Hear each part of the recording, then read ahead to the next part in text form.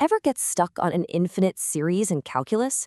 You know the ones I'm talking about. They're just too messy for all the standard tests. Well, today we are unlocking a secret weapon, the comparison tests. It's an awesome strategy for figuring out if even the most complicated series adds up to something or just flies off to infinity. All right, here's our game plan. First, we'll pinpoint exactly what makes a series messy. Then, we'll get into the core strategy, which is all about making an educated guess.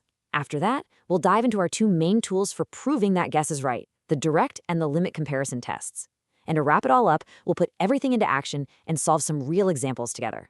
So, first things first, the messy series problem. You're cruising along in calculus, you've got the integral test down, you know all about partial sums, and then bam, you run into a series that just refuses to cooperate with those standard tools. And this leads us right to the big question for today, doesn't it? How in the world do we figure out if one of these complicated, messy series actually adds up to a finite number, in other words, converges, or if it just blows up to infinity and diverges? Well, that's the puzzle we're here to solve. So, how do we handle them? Well, this brings us to a really cool and powerful idea, the strategy of guessing. And the core idea is actually pretty simple. Instead of wrestling with that big, messy series directly, we're going to find a much simpler one we already know the answer to. And then we just compare the two. So what's the secret to making a good guess? It all comes down to focusing on what I call the dominant terms. Think about it. When n gets ridiculously huge, we're talking millions, billions, trillions, all those little plus threes or minus ones become practically meaningless. They're just rounding errors. The only parts that truly matter are the most powerful terms, the highest powers of n you can find.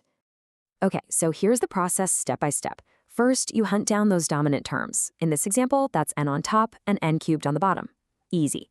Next, you build a brand new series using only those terms. So our messy series should behave a lot like n over n cubed. And finally, you simplify. That cleans up beautifully to 1 over n squared. Now, hopefully your p-series alarm bells are going off, because we know any series that looks like 1 over n to the p converges as long as p is greater than 1. Here, our p is 2, so our simple comparison series converges. Our educated guess, the original messy one, does too. All right, we've got our guess. But in math, a guess just isn't good enough. We need proof. Our first tool for that is the direct comparison test, or DCT for short. I like to think of this as the common sense test. It's all about using pure logic to kind of squeeze our series and see how it behaves. The DCT really boils down to two simple rules. For convergence, if every single term of your messy series is smaller than the terms of a series you know converges, then yours has to converge too. It has no other choice. And for divergence, if every term of your series is larger than a series you know diverges, well then yours is definitely going to diverge. Just remember, smaller than convergent and larger than divergent. And here's an easy way to remember the convergence rule. Smaller than finite is finite. It just makes sense, right? If your series is always trapped underneath something that adds up to a nice finite number, then your series has to add up to a finite number as well. And the flip side for divergence is just as intuitive. Larger than infinite is infinite. If your series is always bigger than something that's already blowing up to infinity, well, then your series has no choice but to blow up right along with it. But, and this is a huge but, it's where a lot of students get tripped up. You have to be careful. The inequalities have to go the right way. If your series is larger than a convergent one, that tells you absolutely nothing. It could still converge or it could diverge. Same deal if your series is smaller than a divergent one. You've learned zip, nada. If that happens, it just means you need a different test. And speaking of a different test, that brings us to our second tool, which is often a total lifesaver, the limit comparison test, or LCT.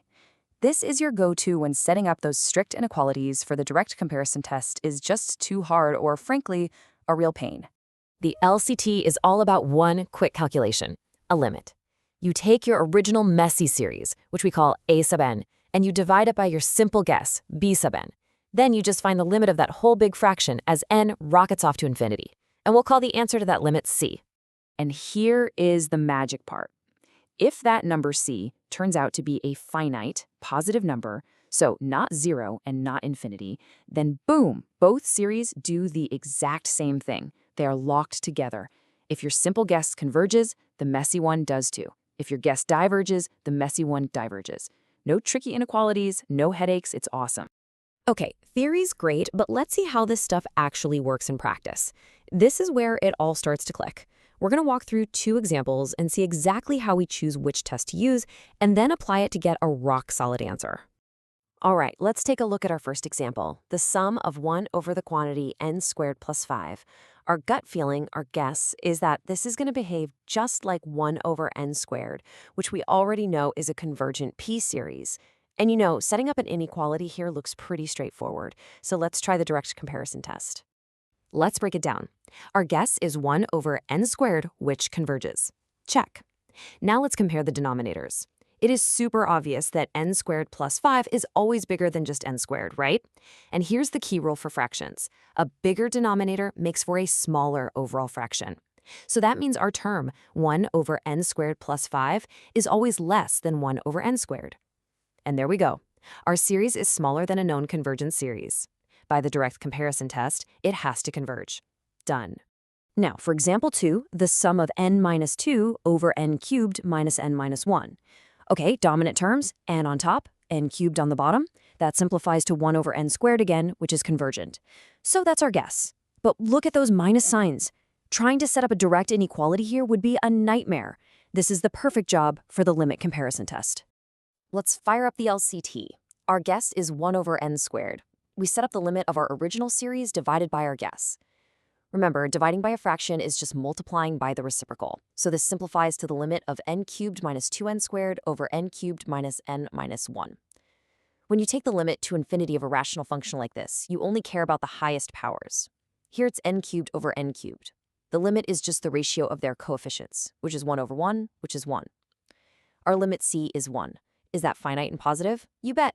That means our test is a success. Our original series does exactly what our guess does. It converges. And really, that's the whole strategy. Make a smart guess using the dominant terms, then prove it with either the direct or the limit comparison test.